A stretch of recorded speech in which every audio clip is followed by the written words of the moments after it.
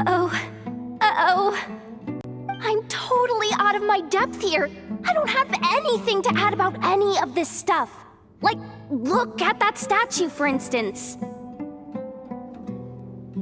I want to do the whole name-dropping, this girl knows her stuff thing too, but I've never seen anything like it before.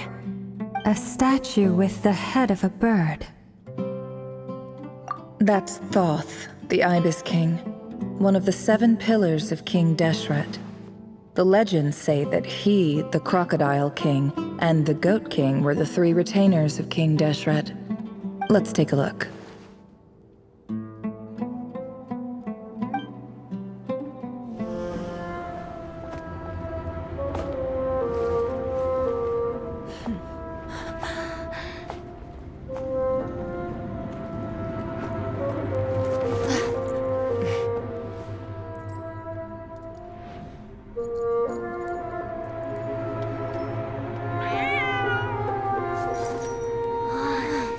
It's just Ashru.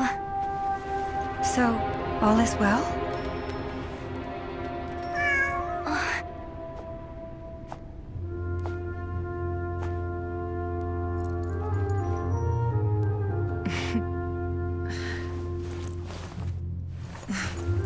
Typically speaking, at this point, the world disintegrates. Then we find ourselves back in the outside world. Besides, these are my memories. There's nothing to fear. You're sure? Of course. It's almost over.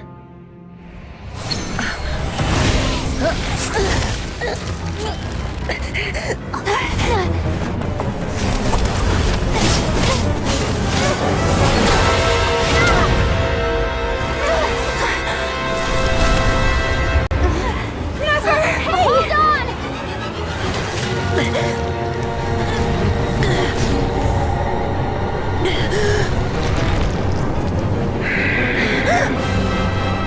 Knowing too much is always a death sentence. Speak for yourself.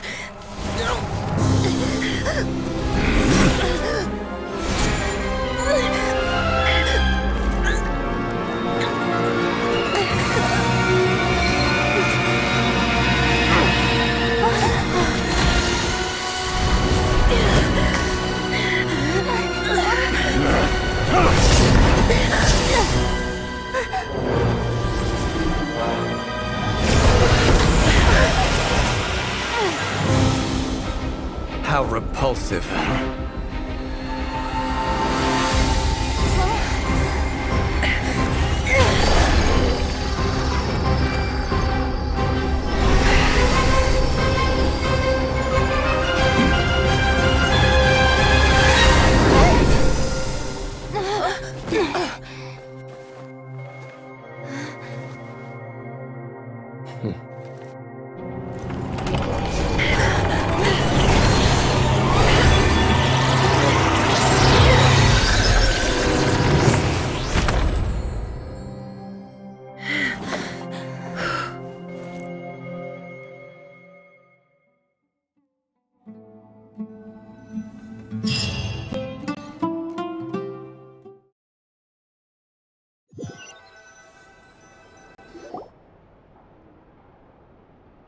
Timed that pretty well, didn't I?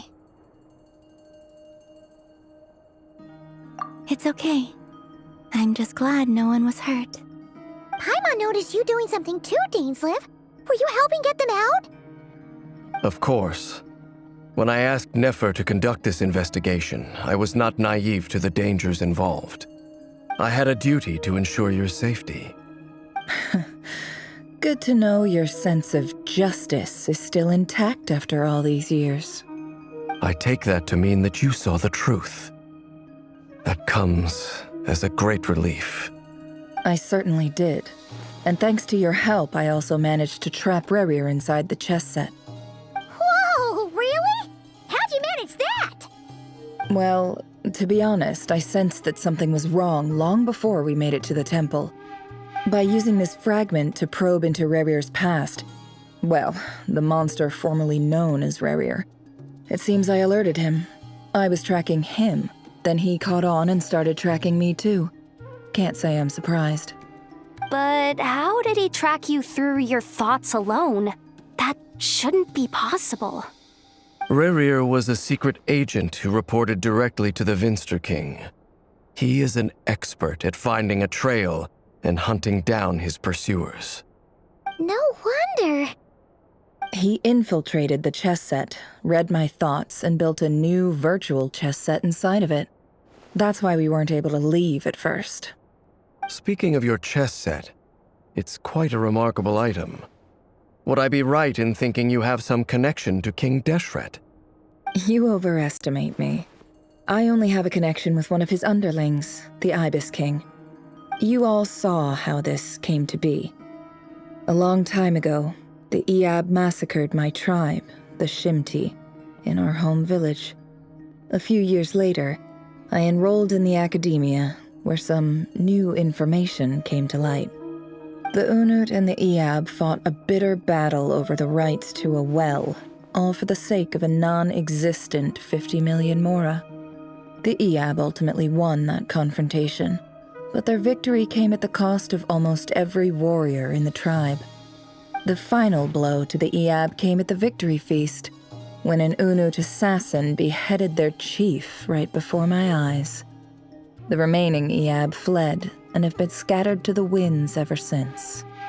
Having gotten my revenge, I returned to my hometown, where to my surprise, the nearby temple was still standing.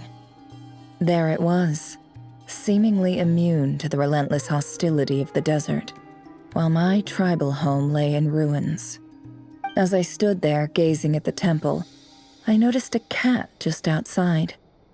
This cat, as it turned out, was home to the spirit of the Ibis King. He led me to a gate deep inside the temple, and there he made a deal with me. This chess set is my gift from the Ibis King.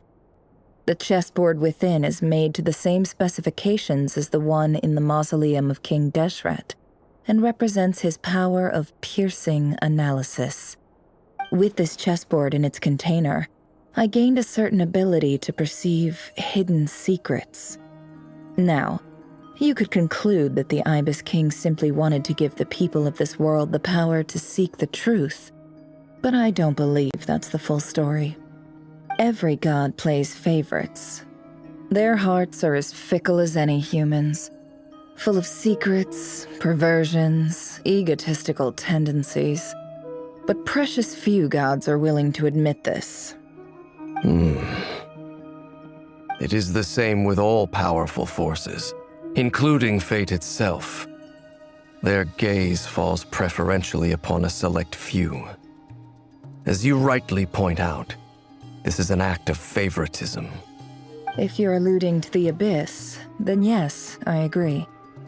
Gather the others. It's time to share everything I've learned.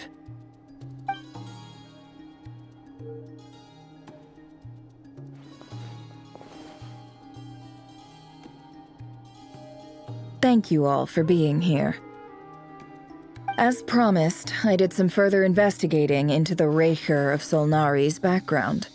I am pleased to report that the investigation has been most fruitful indeed. The Raker of Solnari, real name Rerir, was once a Conrian subject who served the Vinster King. I will now share the important details of his story. Please save any questions or comments for the end.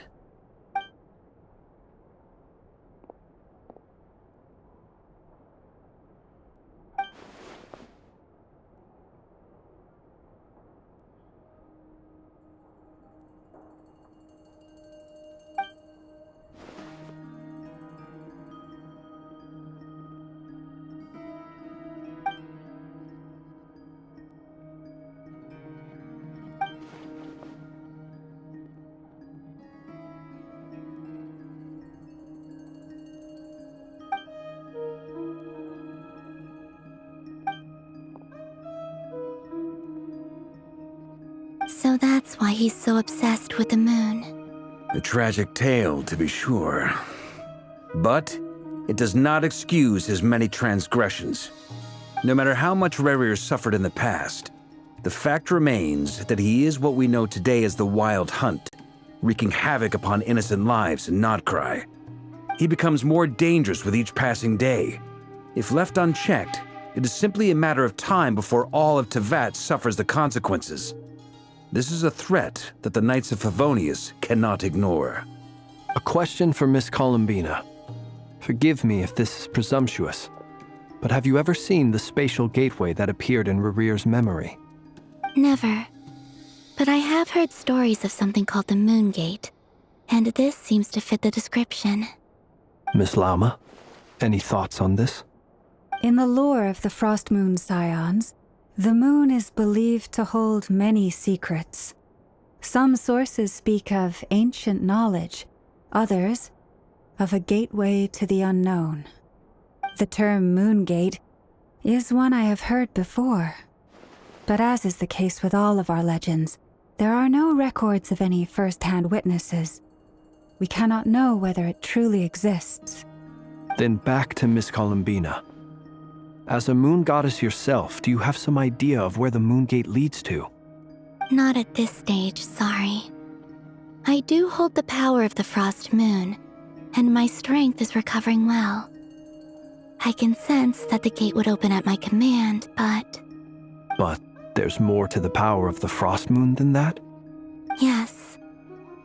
A moon goddess has the right to open the Moon Gate, since it is a path to the moon. But as never mentioned, holding open a spatial gateway takes a huge amount of power. And right now, I need to conserve my energy to fight the Rahier of Solnari.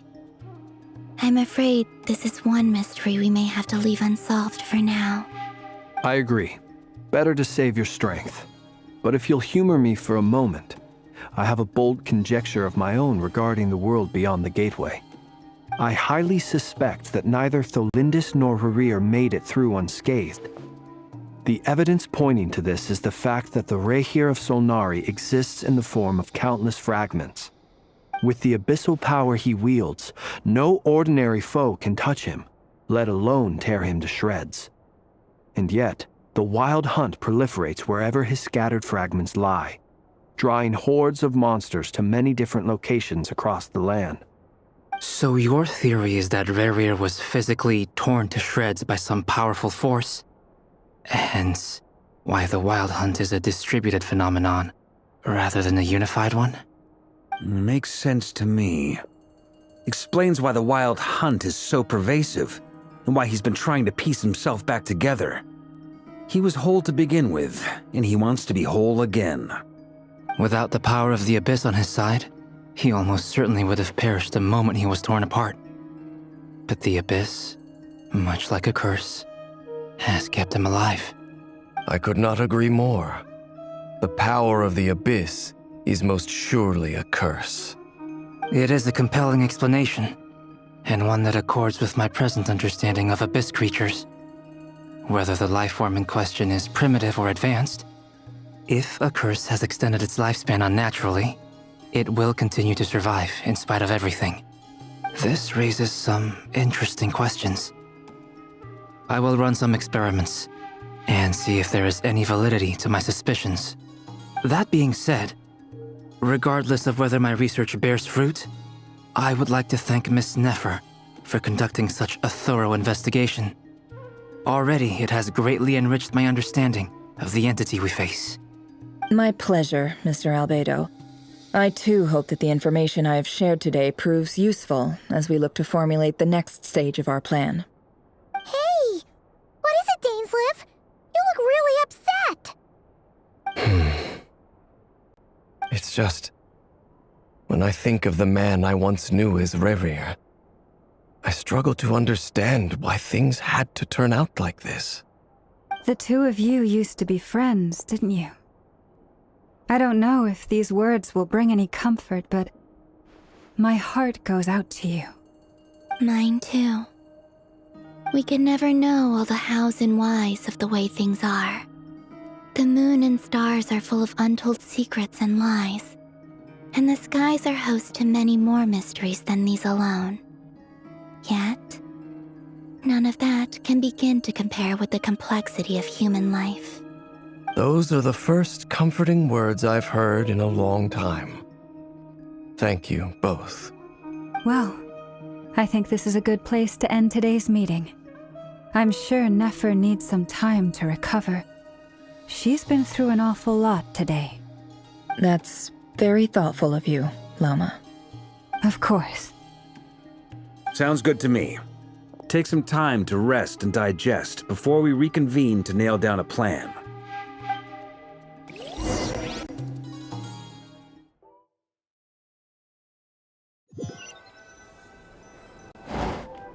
Hey, is this a bad time? Hope I didn't kill the conversation.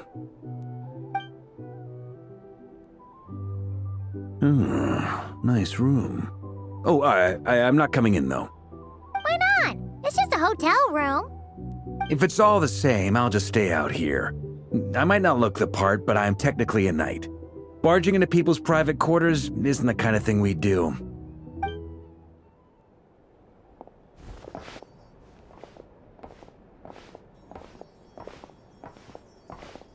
Anyway, Nefer went back to the curatorium to get some rest. But before she left, she shared some things with me that I thought you should be aware of. Firstly, although she managed to trap the Raker of Solnari inside her chess set, there's no guarantee that the power of the Ibis King is any match for one of the 5 sinners. Their powers are beyond our comprehension. It's only a matter of time before he finds a way to break out.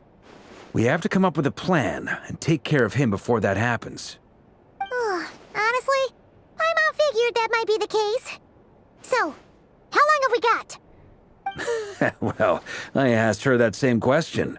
She talked for a long time, but for the most part, it seemed like she was trying to convince me how precious her chess set is, and what a long and storied history it has. It felt like some kind of sales pitch, you know? The kind where you end up handing over Mora against your will? Anyway, after all that, she finally answered the question. 2 days, at most. 2 days? Holy moly! Can we even recruit enough help in that time? That remains to be seen. Which brings me to the second issue. Dainsleif is obviously conflicted about this whole thing. But given how little time we have, there's no way we can pull this off without his help. You have some history with him, right? Do you think maybe you could talk to him for us? Great. I appreciate it. All right, on to item 3. So, Albedo, Durin, and I put our heads together and came up with a plan. Can't promise it's gonna work yet, but at least it's a start. We figured we'd bounce the idea off you first. We'll explore it further once everyone's recovered. Oh, Paimon's dying to hear this. All right, so here's what we're thinking.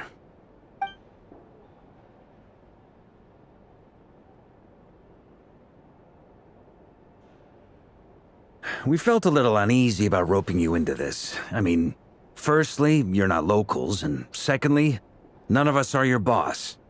You're well within your rights to refuse if you so choose. Roping us in? Why would you even say that? We know the stakes here. It's all of us against the Rayher of Solnari, or none of us stand a chance. I choose my words very intentionally, I'll have you know. I like to think there's an art to striking a down-to-earth tone even when the stakes are through the roof.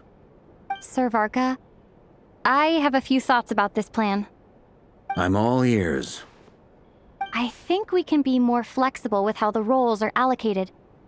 In my view, the most sensible lineup would be like this.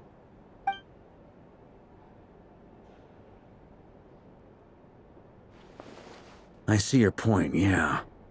But if that's how we're going to approach this, you'd better make sure you're ready. To be clear, I don't doubt your abilities. Far from it. I just want to make sure. Are you really willing to take all this on? I want to do everything within my power. The Rayher of Solnari is a truly fearsome opponent, and if I do my part, it'll greatly reduce the risk for everyone else involved. Well, that tracks with what I've heard. Jean's mentioned in her letters that you're so diligent it's almost abnormal. As in, most people weigh up the risks and rewards in situations like this. But you seem to just march towards danger without a moment's hesitation. Of course, everyone appreciates a fearless pioneer. But all that aside, I'm the Grand Master of the Knights of Favonius, and you're our honorary knight. I want to make sure your courage doesn't come at the expense of your safety.